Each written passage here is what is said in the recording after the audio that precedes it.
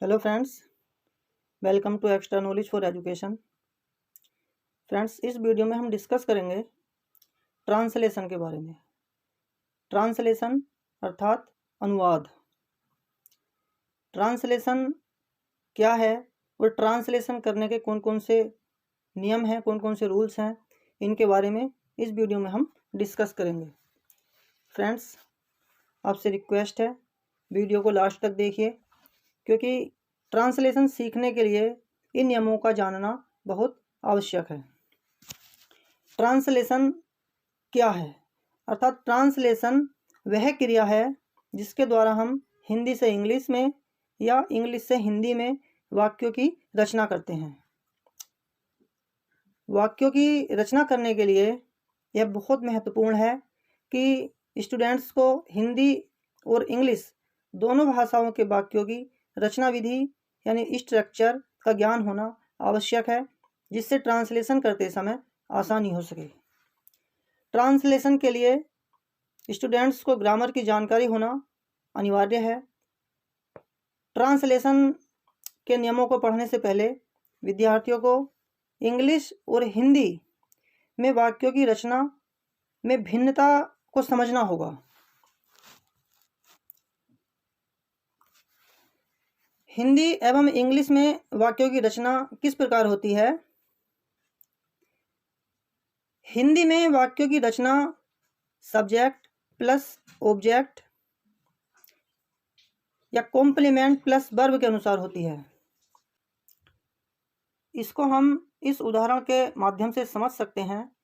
जैसे हम गाना गाते हैं, हम गाना गाते हैं, इसमें तीन चीज़ें हैं: सब्जेक्ट, ऑब्जेक्ट और वर्ब। हिंदी में वाक्य की रचना करते समय सबसे पहले कर्ता, फिर कर्म और फिर क्रिया को रखते हैं।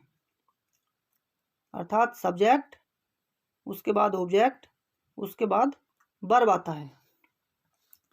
जबकि इंग्लिश में वाक्य की रचना subject plus verb plus object या कॉम्प्लीमेंट के अनुसार होती है। जैसे we sing a song, we sing a song, we subject है, सिंग वर्ब है, अ सॉन्ग ऑब्जेक्ट है। अर्थात कर्ता, क्रिया, कर्म। हिंदी में क्रिया बाद में आती है और इंग्लिश के सेंटेंस में क्रिया बीच में आती है, बाद में कर्म आता है। अर्थात दोनों वाक्यों से स्पष्ट है कि हिंदी एवं इंग्लिश दोनों वाक्यों का अर्थ एक ही है, परंतु सब्जेक्ट अर्थात कर्ता, कर्म अर्थात ऑब्जेक्ट तथा क्रिया अर्थात वर्ब के स्थान में परिवर्तन हो गया है।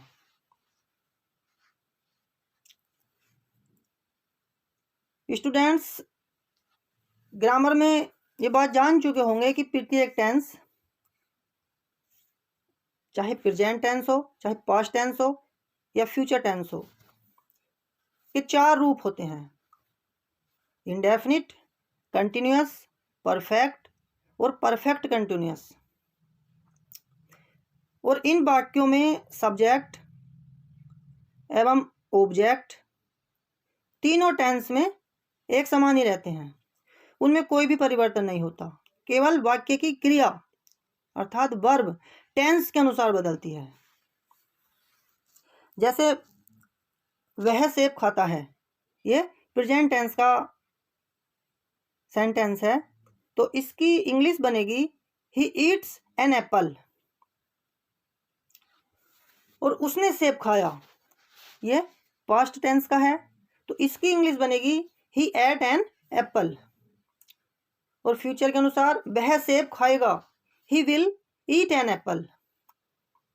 अर्थात तीनों वाक्यों में सब्जेक्ट ही एवं ऑब्जेक्ट एप्पल तीनों टेंस में समान है, परंतु वर्ब ईट्स, एट एवं विल ईट टेंस के अनुसार बदल गई है। इसके बाद आता है use of linking verbs. Linking verbs जिन्हें हम हेल्पिंग वर्ब्स के नाम से भी जानते हैं। ये जैसे is, am, are, was, were, shall be या विल बी या हैज, हैव, हैड आदि ये लिंकिंग वर्ब्स होती हैं। कुछ वाक्य ऐसे भी होते हैं जिनमें निश्चित कर्ता या निश्चित क्रिया नहीं होती या कर्ता एवं क्रिया दोनों ही नहीं होते। इस प्रकार के वाक्यों की रचना इस प्रकार से की जाती है। सबसे पहले सब्जेक्ट, फिर लिंकिंग वर्ब, उसके बाद कॉम्प्लीमेंट का प्रयोग किया जाता है। लिंकिंग वर्ब अर्थात क्रिया का कोई भी रूप is, am, are, was, were, shall be, will be, has, have, had, it या देयर हो सकती है। वाक्य के काल के अनुसार ही क्रिया का प्रयोग किया जाता है। लिंकिंग वर्ब को सहायक क्रिया या हेल्पिंग वर्ब भी कहा जाता है। जैसे मैं एक विद्यार्थी हूँ, आई एम ए स्टूडेंट, या जैसे वह बहुत चालाक थी, सी वॉज वेरी क्लेवर। यानी वाक्य में आने वाले वे शब्द जो सब्जेक्ट, वर्ब या ऑब्जेक्ट नहीं होते बल्कि इनके विषय में कुछ बताते हैं, वे कॉम्प्लीमेंट कहलाते हैं। इन वाक्यों में आई और शी का प्रयोग कर्ता के रूप में किया गया है तथा एम, वाज सहायक क्रिया हैं, परंतु दोनों ही वाक्यों में ऑब्जेक्ट के स्थान पर स्टूडेंट और क्लेवर को कॉम्प्लीमेंट की तरह प्रयोग किया गया है। इनका प्रयोग पॉजिटिव सेंटेंस के लिए किस प्रकार किया जाता है, इसका डिस्कस हम इसमें करेंगे। अर्थात पॉजिटिव सेंटेंस में लिंकिंग वर्ब्स का प्रयोग सब्जेक्ट अर्थात कर्ता के बाद तथा मेन वर्ब से पहले किया जाता है। Use of is, am, are का प्रयोग किस तरह करते हैं? इज, एम, आर का प्रयोग है, हूँ तथा हैं के लिए किया जाता है। ही, शी, इट तथा अन्य सिंगुलर सब्जेक्ट के साथ इज का प्रयोग किया जाता है तथा वी, यू, दे तथा अन्य प्लूरल सब्जेक्ट्स के साथ आर का प्रयोग किया जाता है। आई के साथ हमेशा एम का प्रयोग किया जाता है। अर्थात सबसे पहले subject plus is, am, are plus complement का प्रयोग किया जाता है। जैसे सीता बहुत सुंदर है, सीता इज वेरी ब्यूटीफुल। वह गरीब है, ही इज पुअर। मैं एक संपादक हूँ, आई एम एन एडिटर। वे अच्छे लड़के हैं, दे आर गुड बॉयज।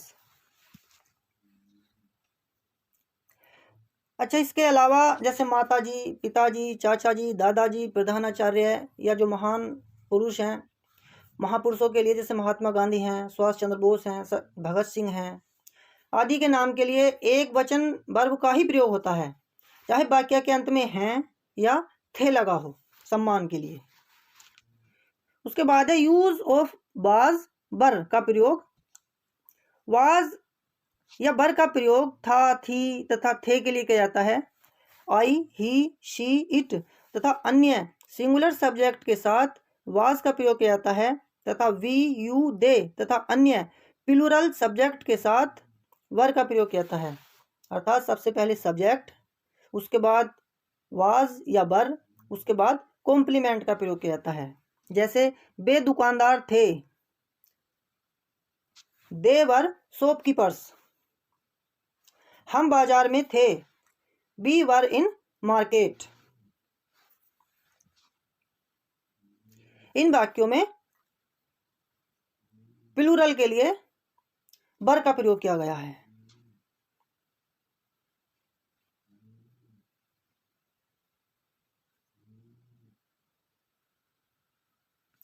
जैसे सुभाष चंद्र बोस बहुत बहादुर थे, Subhash Chandra Bose was very brave. तुम एक अभिनेता थे, यू वर एन एक्टर।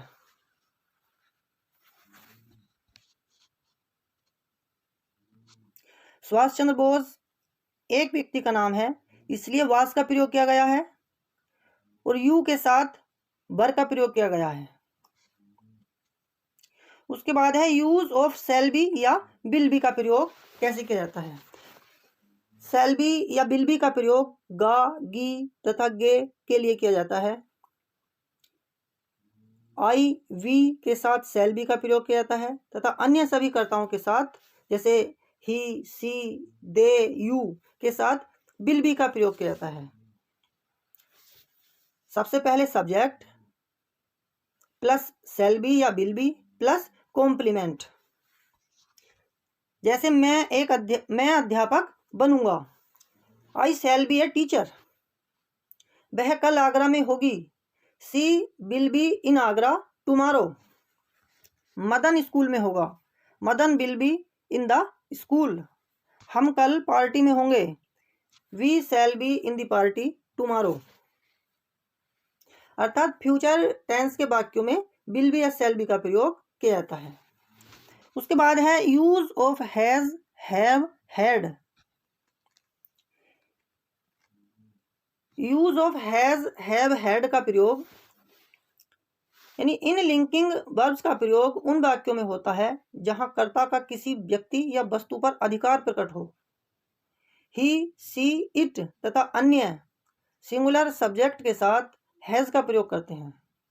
एक वचन कर्ता के साथ हैज का प्रयोग करते हैं। आई, वी, दे, यू एवं अन्य प्लूरल सब्जेक्ट के साथ हैव का प्रयोग करते हैं तथा हैड का प्रयोग सभी सिंगुलर एवं प्लूरल सब्जेक्ट के साथ किया जाता है। सबसे पहले सब्जेक्ट प्लस हैज, हैव या हैड प्लस कॉम्प्लीमेंट का प्रयोग किया जाता है। जैसे मेरे पास कार है, आई हैव ए कार। तुम्हारे पास मोबाइल है, यू हैव ए मोबाइल। उसके पास किताबें थीं, ही हैड बुक्स। उसके पास 2 कुत्ते थे, दे हैड 2 डॉग्स। हैव का प्रयोग फ्यूचर टेंस में विल और शैल के साथ भी किया जाता है। आई वी के साथ शैल हैव तथा अन्य सभी कर्ताओं के साथ विल हैव का प्रयोग करते हैं। जैसे उनके पास कुर्सियां होंगी, दे विल हैव चेयर्स। हमारे पास धन होगा, वी शैल हैव मनी।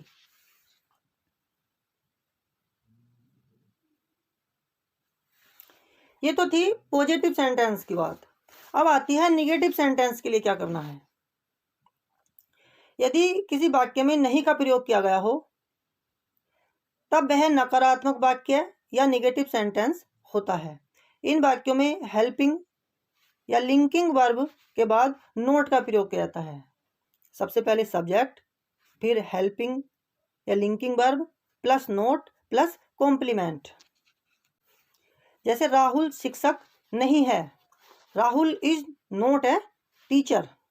मेरे पास घर नहीं था, I had not a house. वे कार्यालय में नहीं होंगे, they will not be in the office. Ankita गायिका नहीं थी, Ankita was not a singer. ऐसे वाक्यों में विल बी या शैल बी के साथ नोट बी से पहले लिखते हैं। उसके बाद आते हैं इंट्रोगेटिव सेंटेंस। इंट्रोगेटिव सेंटेंस में इनकी पहचान है कि यदि वाक्य के अंत में प्रश्नवाचक चिन्ह आया हो तब वह इंट्रोगेटिव सेंटेंस या प्रश्नवाचक वाक्य होता है। इन वाक्यों में हेल्पिंग वर्ब को सब्जेक्ट से पहले रखा जाता है।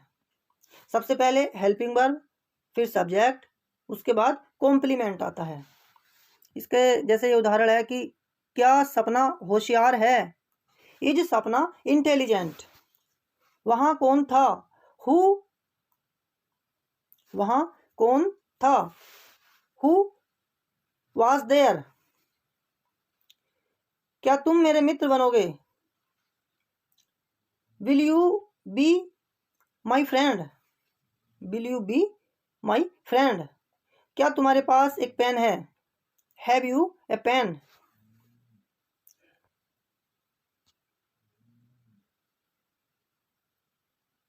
और यदि वाक्य के बीच में क्या, कब, कौन, कहाँ, कैसे आदि शब्दों का प्रयोग किया गया हो तब क्वेश्चन वर्ड को सबसे पहले तथा उसके बाद हेल्पिंग वर्ब और उसके बाद सब्जेक्ट को रखा जाता है। अगर वाक्य के बीच में क्या, कब, कौन, क्यों, कहाँ, कैसे आदि शब्दों का प्रयोग हो तो सबसे पहले इनकी अंग्रेजी बनाकर रखते हैं। उसके बाद आता है use of it and there का प्रयोग। इट का प्रयोग और देयर का प्रयोग किस प्रकार से किया जाता है। सबसे पहले बात करते हैं पॉजिटिव सेंटेंस के लिए। पॉजिटिव सेंटेंस में इट और देयर का प्रयोग किस तरीके से करते हैं। पॉजिटिव सेंटेंस में इट व देयर का प्रयोग वाक्य में वर्ब, जो कोई भी वर्ब हो अर्थात टू बी से पहले किया जाता है। सबसे पहले बात करते हैं यूज ऑफ इट। इट का प्रयोग कहाँ किया जाता है, अर्थात जिन वाक्यों में कर्ता नहीं होता वहां इट का प्रयोग निष्क्रियकर्ता नेचुरल सब्जेक्ट के रूप में किया जाता है। ऐसे वाक्यों में इट का कोई अर्थ नहीं होता। इट का प्रयोग सामान्यतः मौसम, समय, दिन, महीना, ऋतु आदि का वर्णन करने के लिए किया जाता है। वहां कर्ता के रूप में इट का प्रयोग किया जाता है और निर्जीव वस्तुओं की ओर संकेत के लिए भी इट का प्रयोग किया जाता है। ऐसे सेंटेंस में सबसे पहले इट, फिर वर्ब, फिर कॉम्प्लीमेंट का प्रयोग किया जाता है। जैसे कल बहुत गर्मी थी, it was very hot yesterday. कल बहुत गर्मी थी, it was very hot yesterday. अंधेरा हो रहा था, इट वॉज गेटिंग डार्क। अब है यूज ऑफ देयर। देयर का प्रयोग कैसे करते हैं, अर्थात जिन वाक्यों में किसी स्थान पर किसी व्यक्ति या वस्तु का होना या न होना प्रकट हो। जिन वाक्यों में किसी स्थान पर किसी व्यक्ति या वस्तु का होना या न होना प्रकट हो, उनमें सब्जेक्ट के स्थान पर देयर का प्रयोग किया जाता है। ऐसे वाक्यों में देयर का कोई अर्थ नहीं होता। ऐसे वाक्यों को बनाते समय सबसे पहले देयर, उसके बाद वर्ब, उसके बाद कॉम्प्लीमेंट का प्रयोग किया जाता है।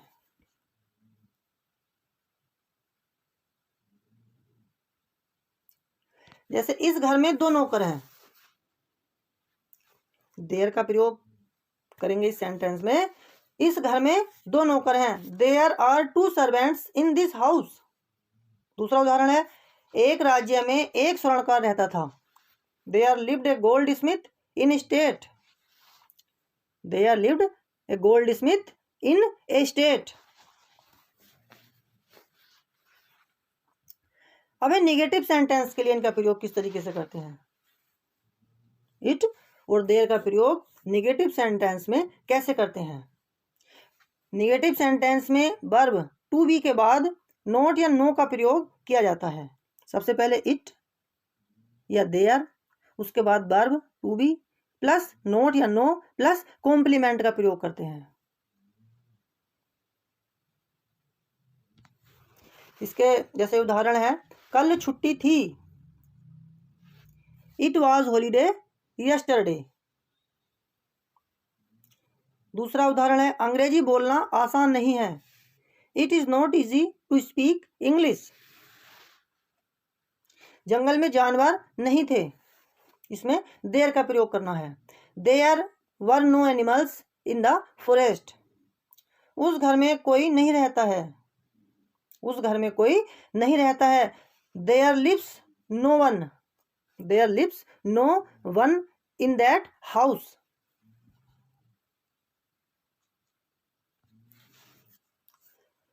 फ्रेंड्स, ये ट्रांसलेशन करने के या अनुवाद बनाने के बिल्कुल बेसिक रूल्स हैं।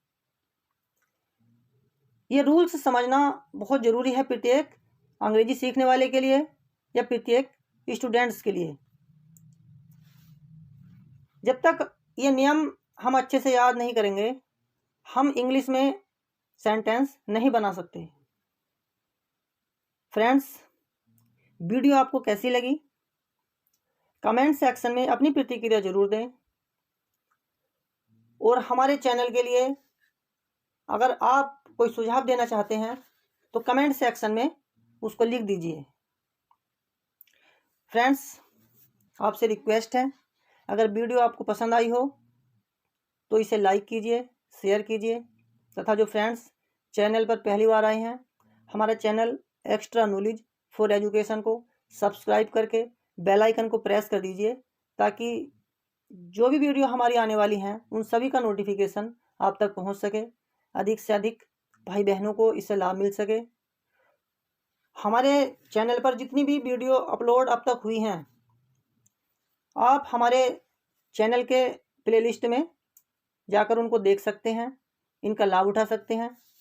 Thanks for watching this video. Thank you all of you. जय हिंद, जय भारत, वंदे मातरम।